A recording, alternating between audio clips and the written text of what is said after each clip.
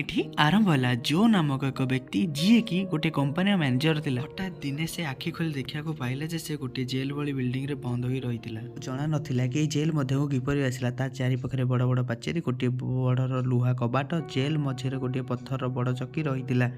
ସେ ଡରି କରି ଜୋର ଜୋରରେ ପାଟି କରିବାକୁ ଲାଗିଲା, ମୋତେ ବଞ୍ଚାଅ, ମୋତେ ବଞ୍ଚାଅ। ଚୁପ୍ କର, ପାଖରେ ଏକ ଜାଲିରେ କେହି ଜଣେ କହିଲା ଭଳି ଲାଗିଲା।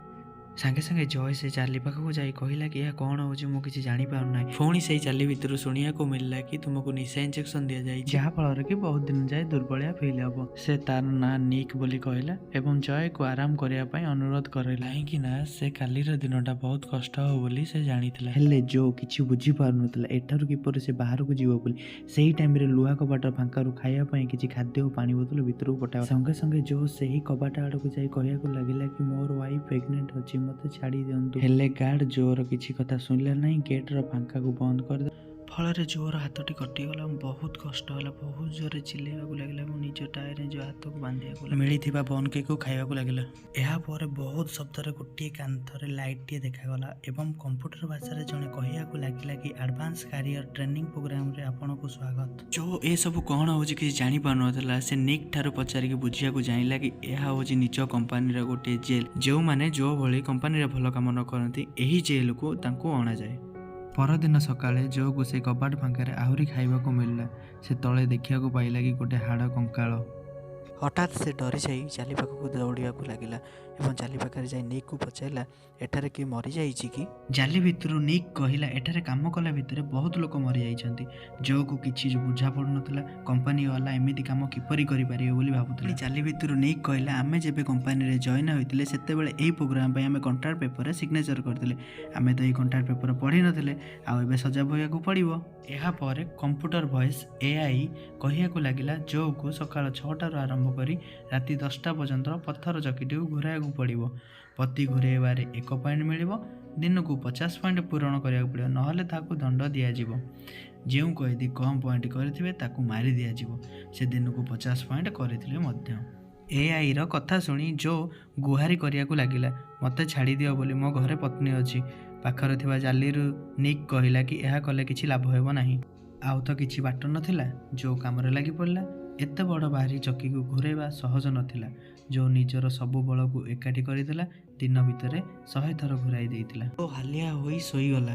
ଅଚାନକ ଗୋଟିଏ କଏଦୀ ଜୋର ଜୋରରେ ଚିଲେଇବାକୁ ଲାଗିଲା। ଫଳରେ ଜୋର ନିଦ ଭାଙ୍ଗିଗଲା, କାରଣ ସେ କଏଦୀକୁ ମୃତ୍ୟୁଦଣ୍ଡ ଦିଆଯାଉଥିଲା। ପରଦିନ ସକାଳେ ଜୋ ଖାଇବା ସହ ନିକ୍ ସହ କଥା ହେଉଥିଲା। ନିକ୍ ଜାଣିବାକୁ ପାଇଲା କି ଜୋ 100 ଥର ଚକି ଘୁରାଇଛି।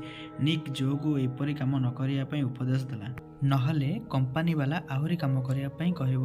କିନ୍ତୁ ଜୋକୁ ଲାଗୁଥିଲା କି ସେ ବହୁତ କାମ କରିକି ଏଠାରେ ଜଲ୍ଦି ବାହାରକୁ ଯାଇ ତା ଗର୍ଭବତୀ ସ୍ତ୍ରୀକୁ ସେ ଦେଖିପାରିବ। ତାପରେ ଜୋ ଯେତେବେଳେ କାମ କରୁଥିଲା ତାର ୱାଇଫ୍ କେଟ୍କୁ ଦେଇଥିବା ଗିଫ୍ଟ ଆକାରରେ ଏକ ନୂଆ ଘର କଥା ମନେ ପଡ଼ିଗଲା। କେଟ୍ କେତେ ଖୁସି ହୋଇଥିଲା। ତା ପରଦିନ ସକାଳେ ଜୋକୁ ଡକ୍ଟର ପାଖକୁ ଯିବା ପାଇଁ ଅଫିସରୁ ଛୁଟି ନେବା ପାଇଁ କହିଥିଲା, ହେଲେ ଜୋ ଏହାକୁ ମନା କରିଦେଇଥିଲା। ଜୋ ପରିବାର ଠାରୁ ଜବ୍କୁ ବେଶୀ ଗୁରୁତ୍ୱ ଦେଉଥିଲା। ଅଚାନକ ଆଲାର୍ମ ବାଜି ଉଠିଲା। ଜୋ ଦେଖିଲା କି 150 ଥର ଚକିଟିକୁ ଘୁରାଇଛି। ତାପରେ ଗାର୍ଡ କବାଟ ପାଖକୁ ଡାକି ଡ୍ରେସ୍ ଖୋଲିବା ପାଇଁ କହିଲା। ଜୋକୁ ଲାଗିଲା କି ତାକୁ ଆଜି ମାରି ଦିଆଯିବ। ସେଥିଲାଗି ଗୁହାରି କରିବାକୁ ଲାଗିଲା। ଗାର୍ଡ ତାର କଥା ନ ଶୁଣି କବାଟ ଖୋଲିଲା। ଜୋକୁ ଗୋଟିଏ ପୁଲ୍ ପାଖକୁ ନିଆଗଲା। ଜୋ ଜାଣିବାକୁ ପାଇଲା ଯେ ତାକୁ ଗାଧୋଇବା ପାଇଁ ଅଣାଯାଇଥିଲା। ଏମିତି ଦିନ ପରେ ଦିନ ବିତିବାରେ ଲାଗିଲା। ଜୋ ତତଲା ଖରାରେ ବହୁତ କଷ୍ଟରେ ମେହନତରେ କରିବାକୁ ଲାଗିଲା। ବହୁତ ଖରା ହେତୁ ଜୋକୁ ବହୁତ ପାଣି ପିଇବାକୁ ଲାଗିଲା। ପାଣି ବୋତଲରୁ ପାଣି ସରିଗଲା। ସେ ଗାର୍ଡକୁ ପାଣି ଆଣିବା ପାଇଁ ମାଗିଲା, କିନ୍ତୁ ପାଖରୁ ନିକ୍ କହିଲା, ଏତିକି ହିଁ ପାଣି ମିଳିବ ଯାହା ସେ ବଞ୍ଚିପାରିବ। କଥା ଶୁଣି ଜୋ ତା କାମରେ ଲାଗିଗଲା। ଅଚାନକ ତାର ମନେ ପଡ଼ିଗଲା କି କେଟ୍କୁ ବାଧା କରିଥିଲା ଯେଉଁଠୁ ଯେମିତି ହେଉ ହସ୍ପିଟାଲର ବିଲ୍ ଭରିଦେବ ବୋଲି। ଦିନ ଶେଷରେ ଜୋ କ୍ଳାନ୍ତ ହୋଇ ପଡ଼ିଗଲା। ସେତେବେଳେ AI କମ୍ପ୍ୟୁଟର ଭଏସ୍ରେ କହିଲା, 370 ଥର ଘୁରେଇଛ ବୋଲି। ଶୋଇଲା ଟାଇମରେ ଜୋ ଦେଖିଲା ହାଣ୍ଡେଲ ତଳ ଭାଗରେ ଆଲେକ୍ସ ଲେଖା ହୋଇଛି। ସେ ନିକ୍କୁ ପଚାରିଲା। ନିକ୍ କହିଲା କି ଆଲେକ୍ସ ଏକମାତ୍ର ଲୋକ ଯିଏକି ବଞ୍ଚିଥିବା ଅବସ୍ଥାରେ ଏଠୁ ବାହାରକୁ ଯାଇଛି। ସେତେବେଳେ କମ୍ପାନୀର ପୁରସ୍କାର ଆକାରରେ ଗୋଟିଏ ପେନ୍ ଦେଲା। ଜୋ ପେନ୍ ଦେଖିକି ଜୋରରେ ଚିଲେଇବାକୁ ଲାଗିଲା, ମୋତେ ପେନ୍ ଦେଇଛ? ପରଦିନ ଜୋ ଦେଖିବାକୁ ପାଇଲା କି ଦିନକୁ 50 ଥର ଜାଗାରେ 370 ଥର ଘୁରାଇବା ପାଇଁ କାମ ଦିଆଯାଇଛି। ଜୋ କହିଲା କି ଖଣ୍ଡିଆ ହାତରେ ଏତେ ଥର କିପରି ଚକିକୁ ଘୁରେଇ ପାରିବ।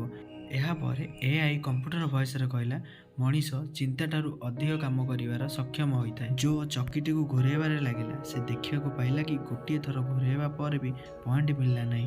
ସେତିକି ସମୟରେ କମ୍ପ୍ୟୁଟର କହିଲା କି ତୁମକୁ ଦଣ୍ଡ ମିଳିଛି, 2 ଥର ଘୁରାଇବା ପରେ 1 ପଏଣ୍ଟ ମିଳିବ, ଅର୍ଥାତ୍ ତୁମକୁ 740 ଥର ଘୁରାଇବାକୁ ପଡ଼ିବ। ତା ପାଖରେ ତ ଆଉ କିଛି ବାଟ ନଥିଲା, ତେଣୁ ସେ କାମରେ ଲାଗିଲା। କିନ୍ତୁ ବହୁତ କ୍ଳାନ୍ତ ଥିବାରୁ ତା ଶରୀର ଆଉ କିଛି କାମ କଲା ନାହିଁ, ତଳେ ଗଳି ପଡ଼ିଲା। ସେତେବେଳେ କମ୍ପ୍ୟୁଟର ଭଏସରେ କହିବାକୁ ଲାଗିଲା କି ଆଜିର ଟାସ୍କ ତୁମେ ପୂରଣ କରିପାରିନା, ଯଦି ଏମିତି କର ତୁମର ୱାଇଫ୍ କେଟ୍କୁ ଏଠାକୁ ଆସିବାକୁ ପଡ଼ିବ। କେଟ୍ର ଫଟୋ ଦେଖି ଜୋ ବହୁତ ଡରିଗଲା ଏବଂ କାଲି ତାର ଟାର୍ଗେଟ୍ ପୂରଣ କରିବା ପାଇଁ ପ୍ରମିସ୍ କରିଲା। ତା ପରଦିନ ନିଜେ ପିନ୍ଧିଥିବା କୋଟ୍କୁ ହ୍ୟାଣ୍ଡେଲରେ ଗୁଡ଼ାଇଲା, କାରଣ ଖଣ୍ଡିଆ ହୋଇଥିବା ଜାଗାରେ କଷ୍ଟ ନ ହେବା ପାଇଁ। ପୁରା ଜୀବନ ବିକଳ ସେ ଚକ ଘୁରାଇବାରେ ଲାଗିଲା। କିଛି ସମୟ ପରେ ତାର ମୁଣ୍ଡ ବହୁତ ଗୁଡ଼ିଏ ଖେଳ ଖେଳିବାରେ ଲାଗିଲା। ନିଜକୁ ଲାଗିଲା କି ନିଜ ଉପରେ ନିଜେ ହସିଲା ଭଳି ଦେଖିଲା। କିନ୍ତୁ ଜୋ ସେ ସବୁ ଉପରେ ଧ୍ୟାନ ଦେଲା ନାହିଁ। 10ଟା ବାଜିବାର କିଛି ସମୟ ଆଗରୁ ଟାର୍ଗେଟ୍ ଶେଷ କରିଦେଲା। ବିଚାରା ଜୋ ପୁରା ଥକି ଯାଇ ଶୋଇପଡ଼ିଲା। ପରଦିନ ଏଆଇ ପୁରସ୍କାର ଭାବି ଜୋର ୱାଇଫ୍ କେଟ୍ ଜନ୍ମ ହୋଇଥିବା ବେବିକୁ ଭିଡ଼ିଓ ବାହାରରେ ଦେଖାଇଲା। ଏହା ଦେଖି ଜୋର ଆଖିରେ ଲୁହ ଆସିଗଲା। ଜୋ ନିକ୍କୁ ପଚାରିଲା, ଆଲେକ୍ସ ଏଠାରୁ କିପରି ଯାଇଥିଲା? ଫାଷ୍ଟ ନିକ୍ ମନା କଲା। ଜୋର ବେବି ହେଇଛି ଶୁଣି ତାକୁ ସାହାଯ୍ୟ କରିବା ପାଇଁ ଜୋକୁ ପିଲର ପଛପଟେ ଥିବା ଜାଗାକୁ ଦେଖିବାକୁ କହିଲା, ଯେଉଁ ଜାଗାରେ କ୍ୟାମେରାର ନଜର ପଡ଼େ ନାହିଁ। ଜୋ ଯାଇକି ଦେଖିଲା ସେଠାରେ ଗୋଲ ଭଳି ହୋଇଛି। ଅସଲିରେ ସେ ଫମ୍ପା ଜାଗାଟା ଥିଲା। ସେ ପେନ୍ରେ ଖୋଳିବା ପାଇଁ ଲାଗିଲା। ଏମିତି ଦିନ ପରେ ଦିନ ଖୋଳିବାରେ ଲାଗିଲା। ସେ ଖାଲି ସମୟରେ ଏହାକୁ ଖୋଳିବାରେ ଲାଗିଲା। ଏମିତି ଖୋଳି ଖୋଳି ସେ ଏତେ ବଡ଼ ଖୋଳିଦେଲା ଯେ ସହଜରେ ସେ ବାଟ ଦେଇ ଯାଇପାରିବ। ଜୋ ଭିତରେ ପଶିଲା, ଭାବିଲା ଏଇ ରାସ୍ତାରେ ନିଶ୍ଚିନ୍ତ ଥିବ। ସେତେବେଳେ ଗାର୍ଡ ଧରିଦେଲେ, ତାକୁ ବହୁତ ବାଡ଼େଇଲେ। ଯେତେବେଳେ ଜୋର ଆଖି ଖୋଲିଲା, ଦେଖିବାକୁ ମିଳିଲା କି ସେ ଜାଗାଟାକୁ ବନ୍ଦ କରାଯାଇଛି। ଏବେ ଜୋକୁ 1000 ଥର ଚକ ଘୁରାଇବା ପାଇଁ ଟାସ୍କ ମିଳିଛି। ନିକ୍ ଜୋକୁ ସାହାଯ୍ୟ କରିଥିବାରୁ ନିକ୍ର ଗୋଡ଼ କଟାଯାଉଛି। ସେ ଏତେ କଷ୍ଟରେ ଥିଲା ଯେ ସେ କାମ କରିବା ସିଚୁଏସନରେ ନଥିଲା। ଜୋକୁ ବହୁତ ଖରାପ ଲାଗିଲା, କିଛି କରିବାକୁ ଭାବିଲା। କିନ୍ତୁ ନିକ୍ କହିଲା ଏଆଇ ମଣିଷର ଭାଷା ବୁଝିପାରେ ନାହିଁ। ସେତେବେଳେ ଜାଣିବାକୁ ମିଳିଲା କି ନିକ୍ କମ୍ପାନୀର ଆଇଟି ସେଲ୍ରେ କାମ କରିବା ସମୟରେ ଏହି ଜେଲ୍ର ଡିଜାଇନ୍ କରିଥିଲା। ଜୋ ଗୋଟିଏ ଉପାୟ ଚିନ୍ତା କଲା। ଯଦି କୌଣସି କଏଦୀ 1 ଥର ଚକି ନ ଘୁରାଇବେ, ସବୁ କଏଦୀଙ୍କର ସ୍କୋର ସମାନ ରହିବ ଏବଂ କାହାକୁ ଦଣ୍ଡ ମିଳିବ ନାହିଁ। ଜୋ ସବୁ କଏଦୀଙ୍କୁ କାମ ନ କରିବା ପାଇଁ ରାଜି କରାଇଦେଲା। ଦିନ ହେଲା, କେହି ବି କାମ କଲେ ନାହିଁ। ଯେତେବେଳେ ଦିନ ସରିଗଲା, ଏଆଇ କମ୍ପ୍ୟୁଟର ଭଏସରେ କହିଲା କି ଯାହାର ପଏଣ୍ଟ 0 ହୋଇଥାଏ ସବୁ ଲୋକଙ୍କୁ ମାରି ଦିଆଯିବ। ସବୁ କଏଦୀ ଡରି କରି କାମରେ ଲାଗିଗଲେ। ଏହିପରି ଭାବରେ ଜୋର ପ୍ଲାନ୍ ଭଣ୍ଡୁର ହୋଇଗଲା। ନିକ୍ ଜୋକୁ କହିଲା ଚକିଟିଏ ଘୁରାଇ ଦିଅ ବୋଲି। 10ଟା ବାଜିବା ଆଗରୁ ଜୋ ଗୋଟିଏ ଥର ଚକି ଘୁରାଇ ଦେଲା। ନିକ୍ ପାଇଁ ବହୁତ ଖରାପ ଲାଗିଲା, କାହିଁକିନା ଗୋଡ଼ ନଥିବା କାରଣରୁ ସେ ଗୋଟେ ଥର ବି ଚକି ଘୁରାଇ ପାରିଲା ନାହିଁ। ସେହି ରାତିରେ ନିକ୍ କହିଲା କି ସେ ନିକ୍ ନୁହେଁ ଆଲେକ୍ସ। ସେ ବି କାନ୍ଥରେ କଣା କରି ଯିବ ବୋଲି ଭାବିଥିଲା, ହେଲେ ଗାର୍ଡମାନେ ଧରିକି ଆଉ ଗୋଟେ କୋଠରୀରେ ରଖିଦେଲେ। ଜୋକୁ ଜାଣିଶୁଣି ଏସବୁ କଥା ଲୁଚାଇଥିଲା, କାଳେ କାନ୍ଥ ବାଟେ ଜୋ କଣା କରି ଯାଇପାରିବ। ଶେଷରେ 2 ଜଣ ଗୁଡ୍ ବାଏ କହିଲେ। ଜୋ ଶୋଇବାକୁ ଚାଲିଗଲା। ସେତେବେଳେ ଆଲେକ୍ସର ଚିତ୍କାର ଶୁଣିବାକୁ ପାଇଲା, କାରଣ ତାକୁ ମାରି ଦିଆଯାଉଛି। ଏଆଇ ଆଉ ଗୋଟେ ଭିଡ଼ିଓ ଦେଖାଇଲା, ଯେଉଁ ଭିଡ଼ିଓରେ କି ଜୋର ୱାଇଫ୍ ଏବଂ ତାର ପୁଅ ଚାଲୁଥିବାର ଭିଡ଼ିଓ ଥିଲା। ଏହା ଦେଖି ଜୋ ବହୁତ ଜୋରରେ ଚିଲ୍ଲାଇଲା, ତାକୁ କେତେ ଦିନ ହେଲା ଏଠାରେ ରଖିଛ ବୋଲି ତୁମକୁ? ବହୁତ ଜୋରରେ ଚିଲେଇ କମ୍ପାନୀକୁ ଗାଳି ଦେବାରେ ଲାଗିଲା।